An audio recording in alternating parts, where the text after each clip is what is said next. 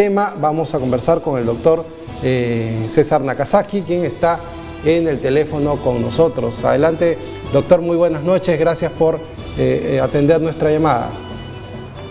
Buenas noches.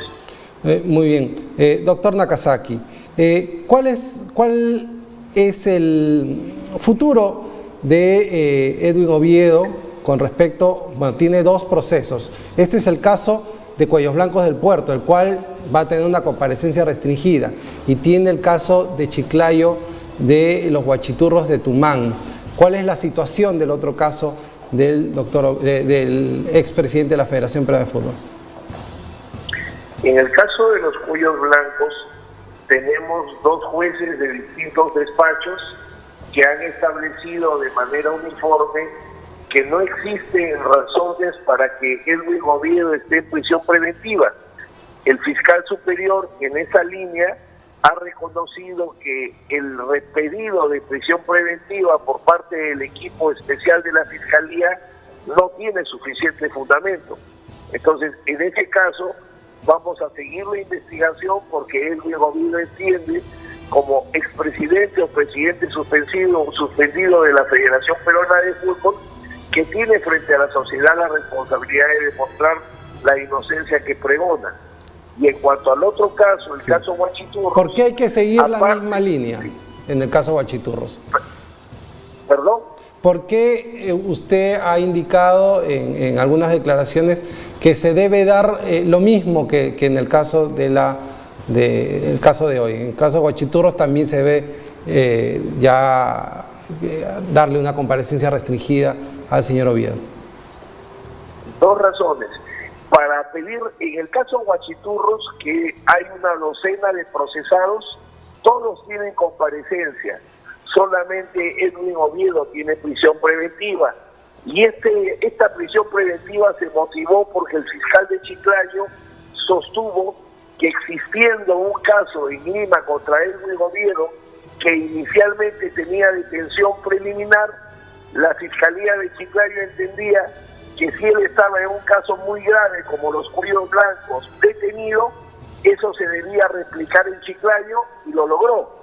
Entonces nosotros vamos a utilizar el mismo camino, pero al revés.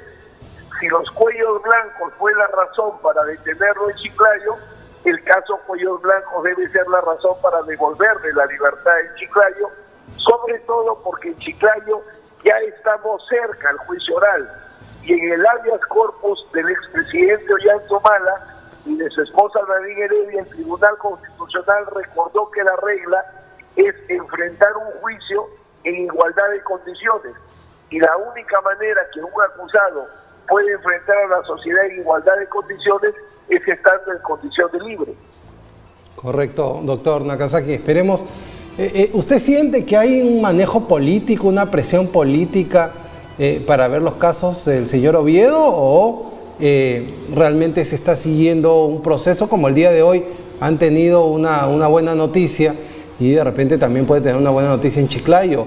¿O cree que hay una presión política para que el señor Oviedo esté en este momento con prisión preventiva? Presión política no. Yo diría que sí se enfrenta a dos problemas graves.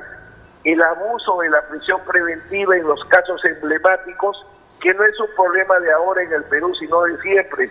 Justicia antiterrorista, justicia anticorrupción en su primera versión de los procesos contra personas vinculadas al régimen del expresidente Fujimori, y ahora la Bajata y la Bajuez.